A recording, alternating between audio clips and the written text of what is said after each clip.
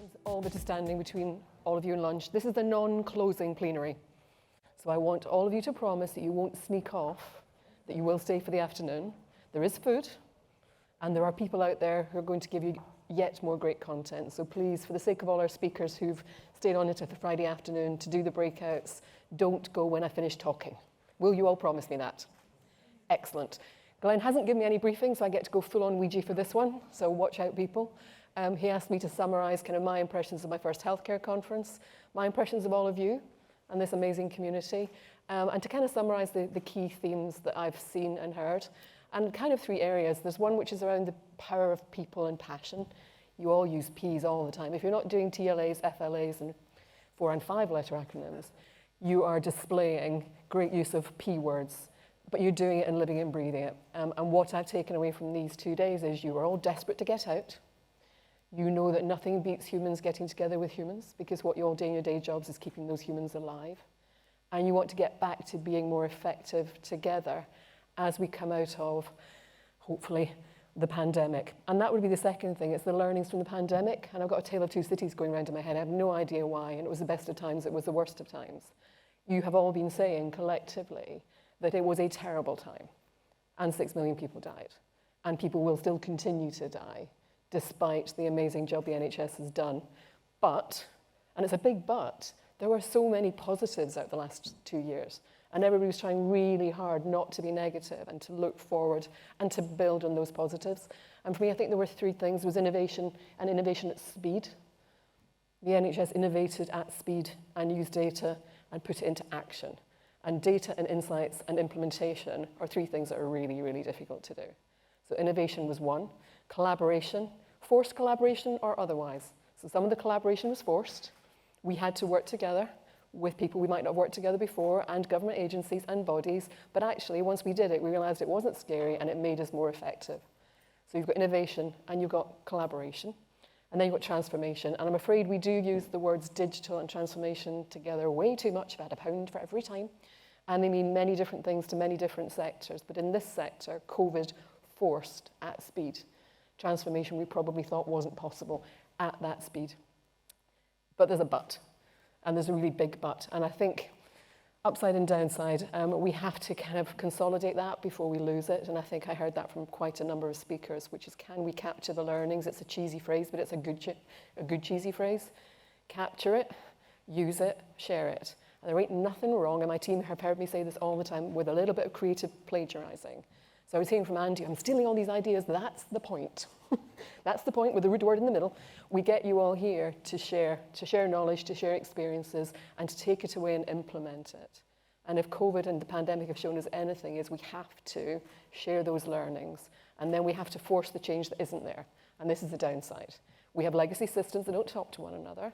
We have people who are in danger of fragmenting back into territories or specialisms. And we heard some very honest speakers yesterday. I thought there was a great deal of honesty, particularly from our first, I have to say, gender divide across the days. Boys today, girls yesterday. But there was a lot of honesty from anything with NHS and then another letter after it, where systems don't talk to one another and people sometimes don't communicate and collaborate. And there is a lot of work to do yet more digital transformation that ultimately will benefit all of our patients. And I'm going to in a minute, because I had a little green post-it, hopefully run a VT, because the guys at the back who've done an amazing job have been trying to consolidate it. But for me, what would I say I'd want to see after this is that you all collectively continue to join these dots. That was another phrase I heard a lot. That you use us, GS1, in the UK and beyond, to help bring you together. It's what we do. We bring people together to collaborate. And then we have a lovely mission and purpose, which I'm going to use and abuse at all times. We're here to help you use our standards to keep people safe and well. That's our purpose. It's actually all over the wall of our lovely offices that are now open. Come and visit us, if you can, in London. And we've written on our wall what you guys do day in, day out, which is use standards to stop people dying and give them the best possible health outcomes. Now I'm going to say run VT, because I've always wanted to say it. Run VT.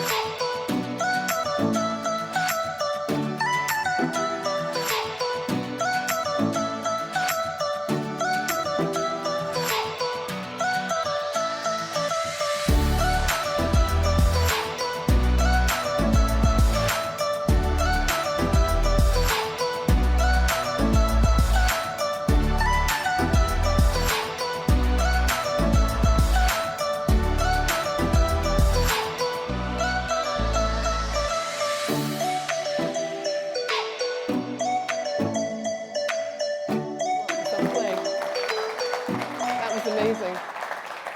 Thank you very much for the VT. I'm going to finish off by doing something I would have done if it was a closing plenary, which is I've already said thank you to the speakers, but I'll do it again, and the partners, and the sponsors, and all of you for coming. But I have to say thank you to my teams, because this has been difficult at times, and you won't be surprised that actually going ahead was a decision that we didn't take lightly, because we wanted you to come and have people to meet, and we weren't sure you could. So Glenn persisted, along with the healthcare team, Alex and the marketing team, and Rob with the partners team, to tell us all why we should go ahead with this. And he was absolutely right to do so. And he and his team did an absolutely amazing job and should be incredibly proud. So could I ask you to thank my team? Welcome. And that's me done. I am here this afternoon. I'm doing one of the breakouts, so you're all going to stay for. You can now go and eat. Thank you.